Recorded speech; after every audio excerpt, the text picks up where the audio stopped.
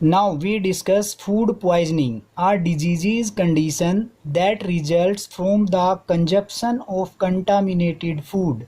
जब हम contaminated food को यूज करते हैं, उसकी वजह से जो डिजीज कंडीशन हमारी बॉडी में होगी उसे हम फूड पॉइजनिंग बोलेंगे। Symptoms of food poisoning: vomiting, उल्टी आना, नोशिया, कच्चा मन होना, severe pain in abdominal region, it means rigid abdominal region के अंदर पेन होना, डायरिया, दस्त लगना, डिहाइड्रेशन, पानी की कमी होना।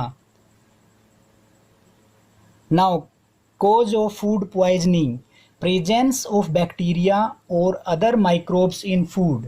फूड पॉइजनिंग का जो मेन रीजन है that is presence of bacteria और अदर माइक्रोब्स।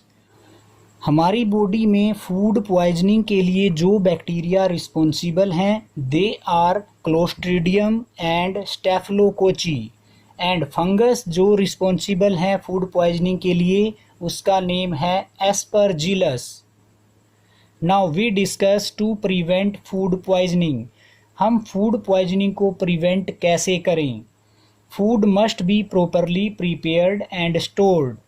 फूड को हमें प्रॉपरली बनाना चाहिए और उसे स्टोर भी करना चाहिए। Food should be properly refrigerated.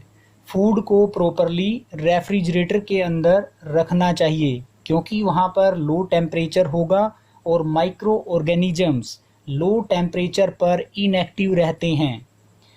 Person who handle और prepare food should wash their hand to prevent contamination of food. वो पर्सन जो घरों में हैंडल करता है और प्रिपेयर करता है फूड को, उसे अपने हैंड वॉश रखने चाहिए जिससे कंटामिनेशन ऑफ फूड ना हो। Food preservation: food preservation is the process of treating and handling of food to stop और slow down spoilage caused by micro organism. वो प्रोसेस जिसमें हम फूड को ट्रीट और हैंडल करते हैं ताकि स्पॉइलेज स्टॉप हो जाए या स्लो डाउन हो जाए। Preservation usually involves preventing the growth of microbes और किल्स माइक्रोब्स। जब हम फूड को प्रिजर्व करेंगे तो उसमें कोई ना कोई प्रिजर्वेटिव ऐड किया जाएगा। वो प्रिजर्वेटिव कोई भी एक फंक्शन करेगा, या तो वो ग्रोथ ऑफ माइक्रोब्स को प्रिवेंट करेगा या वो माइक्रोब्स को किल करेगा। Now we discuss methods of food preservation. First method is drying. इसके नेम से ही क्लियर है, ड्राई करना। This method reduces water content from food by sun drying. It prevents the growth of microbes. जब हम किसी भी फूड स्टफ को सन ड्राइंग करेंगे तो उसमें से एक्सेसिव वाटर रिमूव हो जाएगा जिससे growth of micro organism prevent होगी। यूज्ड टू प्रिजर्व: ये मेथड किन किन फूड स्टफ्स को प्रिजर्व करने के लिए यूज किया जाता है? स्पेशली फ्रूट्स को, जैसे कि apple, bananas, mangoes, papaya, coconut and cereals such as wheat, rice, maize, etc. Next method is preservation using sugar and salt. Sugar and salt reduce the water content and make it unavailable for growth of microorganism. As a result, the food get preserved. Sugar और salt ये दोनों भी water content को किसी भी food में से remove करते हैं। माइक्रो ऑर्गेनिजम्स के लिए दो नेसेसरी कंडीशन हैं कब वो एक्टिव होंगे, जब मॉइस्चर प्रेजेंट हो और टेम्परेचर हाई हो। अगर हम वाटर कंटेंट को रिमूव कर देते हैं तो वहाँ पर हमारी मॉइस्चर और वाटर एब्सेंट हो जाएगा जिससे माइक्रो ऑर्गेनिज्म इनएक्टिव हो जाएंगे। As a result food gets preserved. कौन कौन से ऐसे फूड हैं जिनको हम साल्ट और शुगर ऐड करके प्रिजर्व कर सकते हैं? बाय एडिंग साल्ट हम प्रिजर्व करेंगे मीट, फिश एंड पिकल्स को। बाई एडिंग शुगर हम प्रिजर्व कर सकते हैं जैम्स एंड जेलीज को। Next, preservation using acetic acid. Acetic acid in the form of vinegar is used in the manufacture of many pickled products. Vinegar also stop the growth of microorganism. हमें पता है acetic acid की एक form जिसे हम vinegar बोलते हैं, उसको मैन्युफैक्चरिंग में यूज किया जाता है डिफरेंट टाइप के पिकल्ड बनाने में। विनीगर उनके अंदर ऐड करेंगे क्योंकि विनीगर माइक्रो ऑर्गेनिज्म की ग्रोथ को स्टॉप करता है। इनसे अलग हम सिट्रिक एसिड और फास्फोरिक एसिड, इन दोनों एसिड का भी एज आ प्रिजर्वेटिव यूज करते हैं। कहाँ करते हैं? That is in carbonated beverages and fruit drinks. और इनके अंदर ऐड करने का पर्पज क्या होगा हमारा? Flavouring and preservation. Citric acid और phosphoric acid carbonated and fruit drinks के अंदर फ्लेवर और प्रिजर्व दोनों काम करते हैं। Preservation using chemical preservatives. Chemical preservatives like sodium benzoate and potassium metabisulfite are used to preserve jams, jellies and pickles. These chemicals inhibit the growth of microorganisms.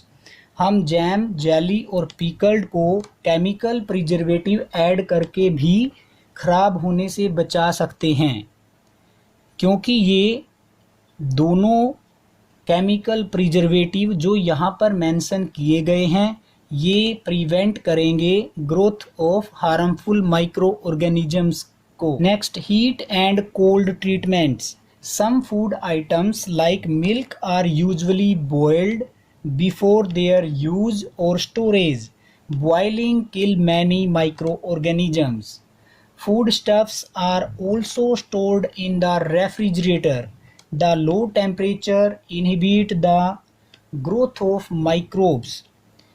हमारे पास heat and cold treatment में कुछ food stuffs ऐसे हैं जिनको हम by heating spoil होने से बचा सकते हैं, जैसे मिल्क, क्योंकि बॉइलिंग से माइक्रो ऑर्गेनिज्म किल हो जाएंगे।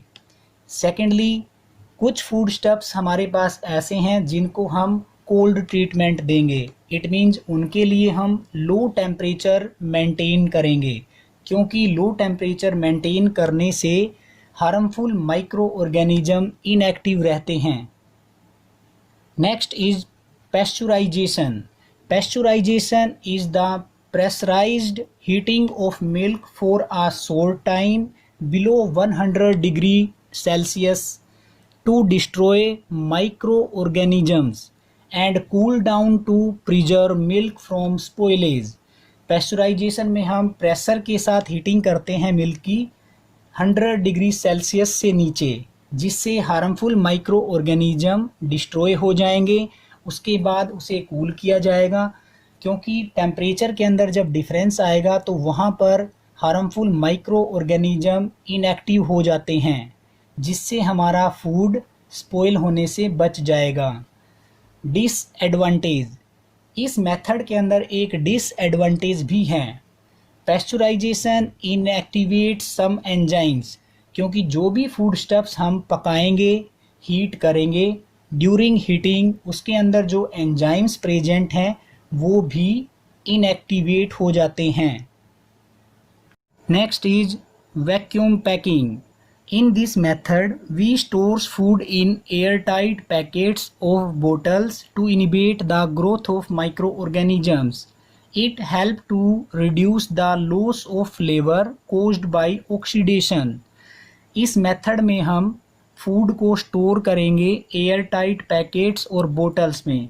ऐसा करने से माइक्रो ऑर्गेनिज्म की ग्रोथ प्रिवेंट रहेगी और इसके अंदर ऑक्सीजन भी एंटर नहीं करेगी, जिससे फूड का ऑक्सीडेशन नहीं होगा और उसका टेस्ट और फ्लेवर एज इट इज़ बना रहेगा। इस मेथड को यूज किया जाता है for storing nuts for a long time. It means अगर हम नट को स्टोर करके लॉन्ग टाइम पीरियड तक प्रिजर्व करना चाहते हैं तो उसके लिए हम वैक्यूम पैकिंग यूज़ करेंगे। Canning. It involves cooking food and sealing it in sterile cans or jars. The container is then boiled to kill or weaken any remaining microorganism. इस मेथड में कुकिंग फूड को ceiling किया जाता है, store किया जाता है कैंस और जार में। इसके बाद उस कंटेनर को बॉयल किया जाता है ताकि कोई भी रिमेनिंग माइक्रो ऑर्गेनिज्म या तो किल हो जाए या वीकन हो जाए। Last method is freezing. In this method low temperature is maintained to inhibit the growth of microorganisms. As a result the food get preserved. जैसा कि हम पहले भी डिस्कस कर चुके हैं, फ्रीजिंग मेथड के अंदर लो टेम्परेचर मेंटेन किया जाएगा, क्योंकि लो टेम्परेचर मेंटेन करने से हार्मफुल माइक्रो ऑर्गेनिज्म इनएक्टिवेट हो जाएंगे। इट मीन्स वो अपनी ग्रोथ को इंक्रीज नहीं कर पाएंगे। As a result the food gets preserved, जिसके फलस्वरूप फूड हमारा स्पॉइल होने से बचा रहेगा। Thank you for watching and have a nice day.